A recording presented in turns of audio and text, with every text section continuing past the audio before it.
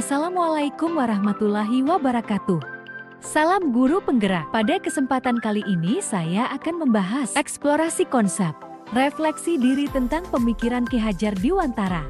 Yang pertama, intisari pemikiran Ki Hajar Dwiwantara tentang pendidikan. Ki Hajar Dwiwantara menjelaskan bahwa pendidikan dan pengajaran merupakan usaha, persiapan, dan persediaan untuk segala kepentingan hidup manusia, baik dalam hidup bermasyarakat maupun hidup berbudaya dalam arti yang seluas-luasnya. Lalu menurut Ki Hajar Dwiwantara, pendidikan itu adalah tempat persemaian benih-benih kebudayaan dalam masyarakat. Ki Hajar Dwiwantara memiliki keyakinan bahwa untuk menciptakan manusia Indonesia yang beradab, maka pendidikan menjadi salah satu kunci utama untuk mencapainya. Pendidikan dapat menjadi ruang berlatih dan bertumbuhnya nilai-nilai kemanusiaan yang dapat diteruskan atau diwariskan.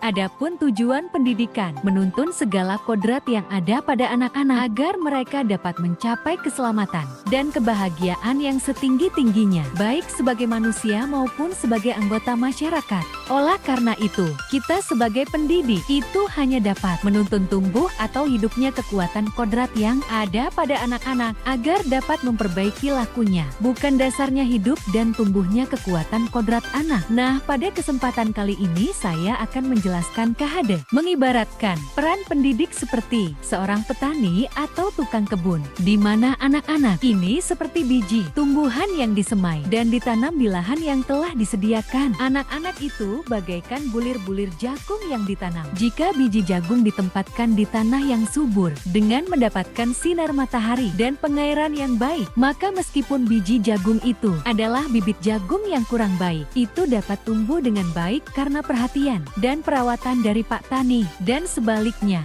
meskipun biji jagung itu disemai dengan bibit yang berkualitas baik, tapi jika tumbuh di lahan yang gersang dan tidak mendapatkan pengairan serta cahaya matahari ataupun tangan dinginnya Pak Petani, maka biji jagung itu mungkin tumbuh namun tidak akan optimal. Yang kedua, pembelajaran yang mencerminkan pemikiran KHD. Pembelajaran dari filosofi KHD. Yang pertama, memerdekakan dan berpusat pada murid. Yang kedua, mengikuti perkembangan zaman. Yang ketiga, tidak bertentangan pada nilai-nilai kemanusiaan. Dan yang keempat, pembangunan budi pekerti dan berfokus pada proses, bukan hasil. Nah, kita sebagai pendidik itu harus mampu melakukan perubahan budi pekerti anak-anak menjadi lebih baik lagi. Menurut KHD, budi pekerti ini diartikan sebagai perpaduan antara cipta atau kognitif, karsa atau efektif, sehingga menciptakan karya atau psikomotor. Pendidikan harus mampu mengubah budi pekerti peserta didik menjadi lebih baik. Yang ketiga, filosofi KHD dapat terwujud jika yang pertama, guru bersifat emang sesuai dengan semboyan atau trilogi Ki Hajar Dwiwantara. Yang kedua, pembelajaran sesuai dengan kodrat alam dan kodrat zaman. Dan yang terakhir, kemerdekaan dalam memilih metode pembelajaran dan evaluasi yang berpusat atau berpihak pada murid. Yang keempat, konsep pemikiran KHD di kelas yang telah saya lakukan adalah yang pertama, mengikuti perkembangan zaman dengan berbagai pemanfaatan IPTA. Yang kedua, sistem emang pada proses pembelajaran melalui platform yang menarik dengan memberikan kebebasan kepada peserta didik menemukan sumber belajar seluas-luasnya untuk menemukan pengetahuan baru, baik secara individu maupun per kelompok. Nah, itulah dia Bapak Ibu, refleksi diri saya tentang pemikiran Ki Hajar Dwiwantara. Semoga kita semua menjadi guru yang dapat memerdekakan siswa kita. Salam guru penggerak. Wassalamualaikum warahmatullahi wabarakatuh.